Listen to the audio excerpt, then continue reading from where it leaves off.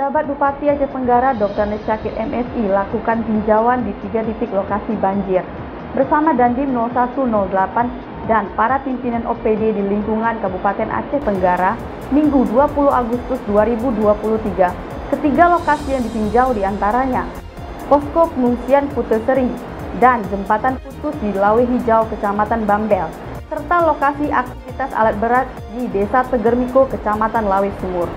Banjir yang terjadi selama 4 hari terakhir di Kabupaten Aceh Tenggara telah berdampak terhadap pemukiman dan lahan pertanian di 9 kecamatan. Sembari melakukan pendataan, Pemkab Aceh Tenggara akan melakukan upaya penanggulangan dini terhadap bencana, seperti pembuatan tanggul, normalisasi, dapur umum, dan fasilitas kesehatan yang nantinya dibantu oleh pemerintah dan pusat. Dalam tatap muka langsung bersama masyarakat terdampak banjir, Syakir menghimbau masyarakat untuk mengungsi sementara ke tempat yang lebih aman jika terjadi keadaan darurat. Tim Liputan Diskominfo Aceh Tenggara.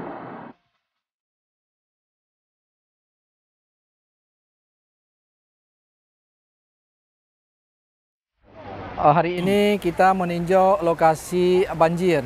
Kebetulan Aceh Tenggara sudah hari keempat mengalami banjir yang berimplikasi kepada kerusakan lahan pertanian.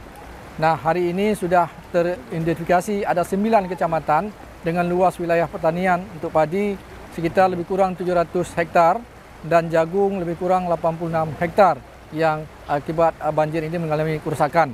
Nah, tentu ini sangat dialami oleh masyarakat dan ini juga berpengaruh pada ketahanan pangan. Sehingga kami dari jajaran pemerintah Kota Aceh Tenggara menyampaikan kepada Bapak Menteri Pertanian, mohon bantuannya untuk dapat lakukan penanggulangan terkait akibat bencana banjir ini, terutama untuk bibit dan saprodi dan hal lain yang memungkinkan dibantu dalam penanggulangan kepada masyarakat. Baik, pertama-tama kita sudah menghimbau kepada masyarakat yang pertama yang berdekatan dengan sungai atau di daerah-daerah lereng untuk menghindari atau apabila naik air untuk cari tempat yang lebih aman. Kedua juga kita sampaikan dengan kondisi seperti ini untuk menyampaikan kepada anak-anak agar tidak bermain di dekat sungai. Yang ketiga juga bagi rumah yang terendam kita sudah sampaikan juga terkait dengan listrik untuk dimatikan. Itu terkait dengan sisi keamanan jiwa.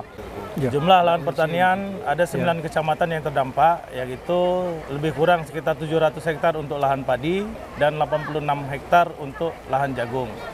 Nah, ini nantinya kita akan mengajukan usulan kepada Kementerian Pertanian untuk dilakukan bantuan berupa benih dan juga saprodi untuk kepada masyarakat tani.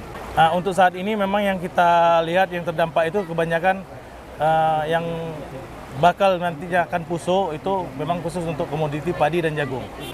Untuk kriteria yang lahan yang masuk yang sudah jelas itu nanti yang sudah terhitung puso yang gagal panen. Bantuan yang akan diberikan berupa benih dan saprodi.